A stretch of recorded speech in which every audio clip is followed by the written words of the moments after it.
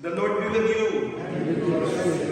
God of all creation, we offer you grateful praise for the gift of life, especially for Tita Risa, your faithful servant, who recalls today the day of her birth and rejoices in your gifts of life and love, family, and friends. Bless her with your presence and surround her with your love, that she may enjoy many happy years to be faithful to your word, to her family, and bless also her family and friends for your glory.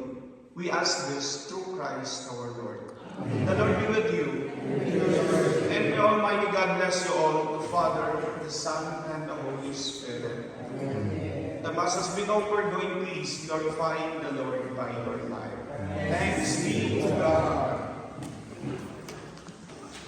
Ilang siglo man